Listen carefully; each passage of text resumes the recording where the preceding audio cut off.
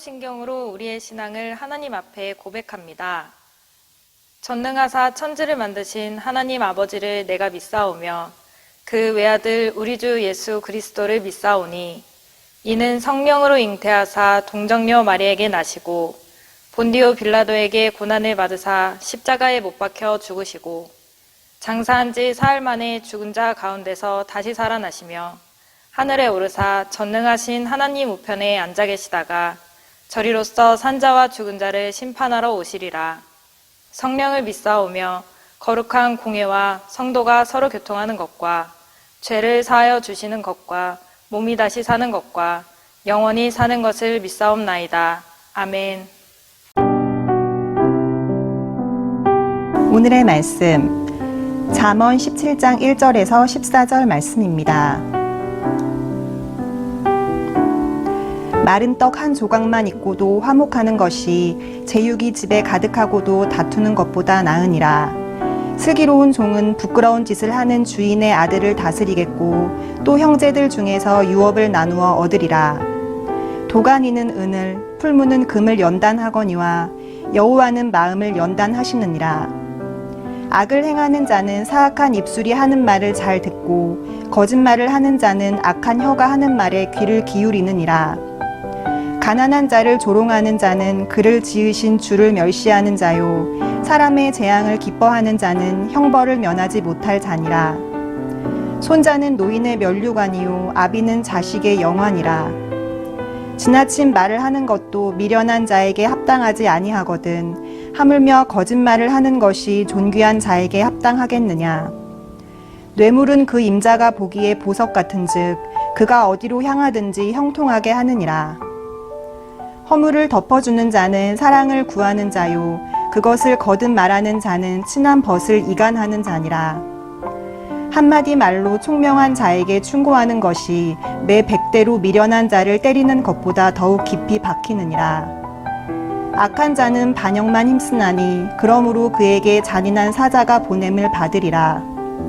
차라리 새끼 빼앗긴 암콤을 만날지언정 미련한 일을 행하는 미련한 자를 만나지 말 것이니라. 누구든지 악으로 선을 갚으면 악이 그 집을 떠나지 아니하리라.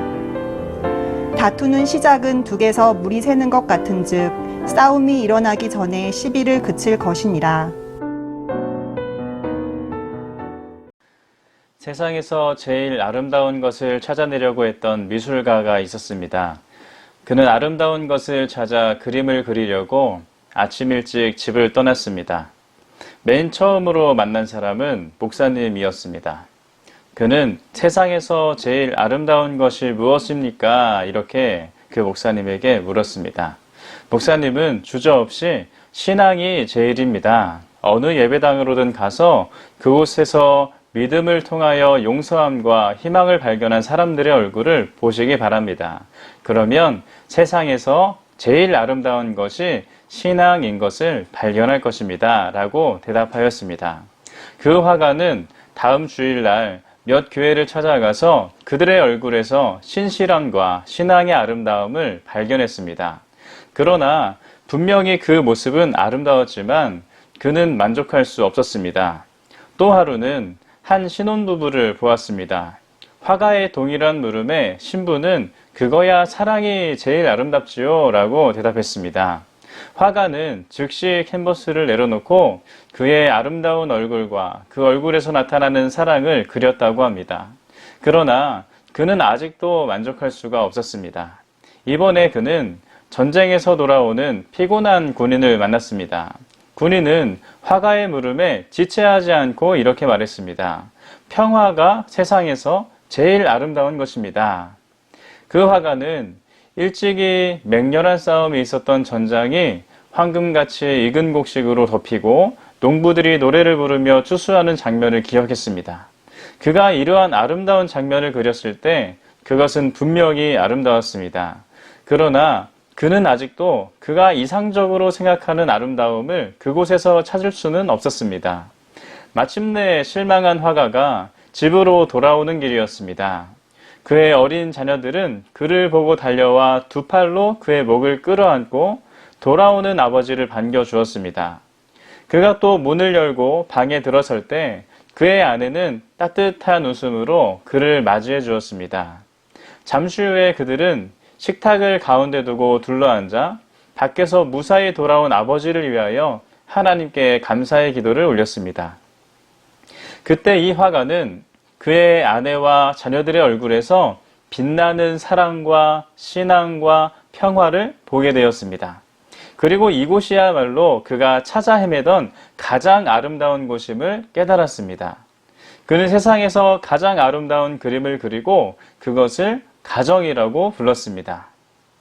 사랑하는 성도 여러분, 여러분에게 가정은 어떤 곳입니까? 여러분에게도 가정이 세상에서 가장 아름다운 것입니까?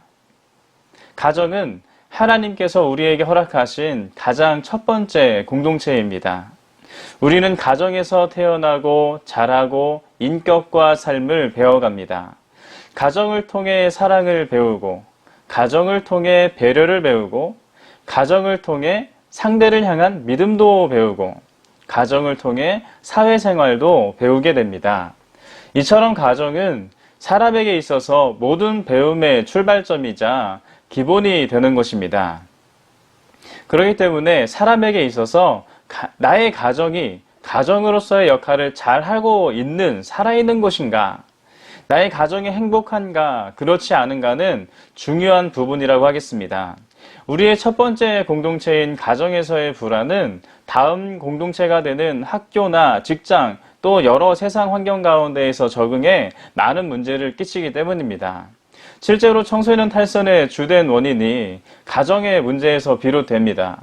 가정의 이혼, 가정의 경제, 가정의 폭력과 같은 문제들은 가정에서만의 문제로 끝나는 것이 아니라 세상에서의 삶에까지 지대한 영향을 끼친다는 것입니다. 그래서 가정의 행복은 모든 사람에게 가장 중요한 문제가 됩니다. 가정이 행복하면 그 구성원은 다 행복하게 됩니다. 그러나 가정이 행복하지 못하고 불행하게 되면 그 구성원들은 각자의 삶의 영역에서도 결코 행복할 수 없습니다. 그렇다면 여러분, 이처럼 중요한 가정의 행복을 위해 가장 중요한 것은 무엇일까요? 많은 사람들이 가정의 행복을 위해 가장 중요하게 생각하는 것이 바로 돈입니다. 물질의 많고 적음이 자신의 가정의 행복과 불행까지 결정한다고 믿는 것입니다. 다시 말해, 무조건 재물이 많아야만 행복할 수 있다고 생각하는 것입니다. 이는 사람들이 돈만 있으면 무엇이든 할 수 있다고 생각하기 때문입니다. 그러나 여러분, 그것은 그야말로 심각한 착각이 아닐 수가 없습니다. 오히려 이처럼 재물만을 추구하는 것은 가정의 행복에 있어서 긍정적인 면보다 부정적인 면이 더 크다고 하겠습니다. 잠언 15장 16절을 보면 이렇게 말씀하십니다. 가산이 적어도 여호와를 경외하는 것이 크게 부하고 번뇌하는 것보다 나으니라. 재물이 많으면 많을수록 평안이 아니라 오히려 번뇌함이 크다는 것입니다. 오늘날 세상을 여러분 생각해 보시길 바랍니다. 실제로 많은 가정이 재물로 인하여 파괴되고 해체되는 일이 얼마나 많이 발생하고 있습니까? 재물이 많으면 재산 다툼으로, 또 재물이 없으면 가난으로, 이 재물 때문에 많은 문제가 발생하지 않습니까? 재물만을 추구하는 가정은 행복을 찾기 쉽지 않다는 것입니다. 물론 재물은 사람이 살아가는 데 있어서 아주 유용한 것입니다. 재물이 많은 사람은 없는 사람에 비하여 보다 풍요롭고 보다 여유로운 삶을 살 수 있습니다. 그러나 재물이 행복을 보장하는 것만은 아닙니다. 만일 재물만을 추구한다면 참된 행복은 오히려 그 가정으로부터 멀리 떠나갈 것입니다. 그렇다면 성도 여러분, 행복한 가정을 위해 우리에게 가장 중요한 것은 무엇일까요? 그것은 재물이 아닌 화목입니다. 외면에 부요한 환경이 행복을 가져다 주는 것이 아니라 이 내면이 중요하다는 것입니다. 함께 오늘 말씀 1절을 읽어보겠습니다. 마른 떡 한 조각만 있고도 화목하는 것이 제육이 집에 가득하고도 다투는 것보다 나으니라. 아멘. 이 말씀에서 제육은 고기로 만든 반찬을 말하는 것입니다. 그런데 이 제육은 제사의 목적으로 드리는 고기로 해석하기도 합니다. 그러니까 이 말씀은 집안에 고기로 드릴 재물이 아주 많다라는 물질의 풍요를 의미하는 것입니다. 그런데 오늘 1절 말씀은 무엇이라고 말합니까? 제육이 집에 가득하고도 다투는 것보다 물에 적셔야만 간신히 먹을 수 있는 아주 조금의 마른 떡 한 조각만으로 화목한 것이 더욱 좋다는 것입니다. 다시 말해서 가정의 재물과 물질적 환경의 풍요가 가정의 환경을 또 가정의 행복을 보장할 수 없다는 것입니다. 여러분, 누가 마른 떡 한 조각밖에 없는 가난이 좋겠습니까? 누가 가득한 제육을 마다할 수 있겠습니까? 그러나 하나님은 오늘 말씀을 통해 우리에게 말씀하십니다. 가정의 행복을 위해 가장 중요한 것은 절대로 물질이 아니다. 가난해도 근심이 없는 평안, 화목이다. 매일같이 진수성찬을 먹는다고 해도 화목하지 않은 가정은 결코 행복할 수 없습니다. 가족 간에 화목해야 진정한 행복을 누릴 수 있는 것입니다. 그것이 재물보다 상에 가득한 제육보다 중요한 것입니다. 사랑하는 성도 여러분, 하나님께서 오늘 우리에게 가르치시는 이 지혜를 기억하시길 바랍니다. 그리고 가정의 화목을 위해 기도하시길 바랍니다. 하나님은 가정의 행복을 위해 화목한 것이 지혜롭다라고 말씀하셨습니다. 지금까지 우리의 가정을 위해 기도할 때 재물과 같은 외면의 환경에 대해서만 간구하였다면 이제부터 그보다 앞서 가정의 화목을 위해서 먼저 기도하는 지혜로운 성도가 되시길 바랍니다. 하나님은 우리의 기도를 들으시고 우리의 가정을 하나님의 사랑과 평안이 가득한 지혜로운 가정이 되도록 도우실 줄 믿습니다. 오늘 그 일을 기억하시고 기도하시길 바랍니다. 함께 기도하겠습니다. 사랑과 은혜가 충만하신 하나님, 하나님께서 오늘도 우리 각 사람을 기억하시고 말씀 가운데 나올 수 있도록 인도하시니 감사합니다. 오늘도 우리가 말씀 가운데 하나님께서 원하시는 지혜로운 성도는 어떤 사람인지 우리 배우게 됩니다. 하나님, 우리가 우리 가정을 위해서 기도할 때 지금까지는 외면의 것들만을 놓고 기도하였다면, 우리 문제 해결만을 위해 기도하였다면 이제 우리의 내면을 위해서 화목함을 위해서 기도할 수 있도록 인도하여 주옵소서. 우리가 그렇게 지혜로운 자가 되어 가정을 위해 기도할 때 하나님께서 원하시는 지혜로운 가정 우리가 이루어낼 줄 믿습니다. 아버지께서 오늘 우리의 기도를 들으시고 주의 평안과 사랑이 가득한 화목이 가득한 지혜로운 가정 다 될 수 있도록 역사하여 주옵소서. 이끄실 줄 믿사오며 살아계신 예수님의 이름으로 기도드립니다. 아멘. 주님이 가르쳐 주신 기도로 예배를 마칩니다. 하늘에 계신 우리 아버지여, 이름이 거룩히 여김을 받으시오며 나라가 임하시오며 뜻이 하늘에서 이루어진 것 같이 땅에서도 이루어지이다. 오늘 우리에게 일용할 양식을 주시옵고 우리가 우리에게 죄 지은 자를 사하여 준 것 같이 우리 죄를 사하여 주시옵고 우리를 시험에 들게 하지 마시옵고 다만 악에서 구하시옵소서. 나라와 권세와 영광이 아버지께 영원히 있사옵나이다. 아멘.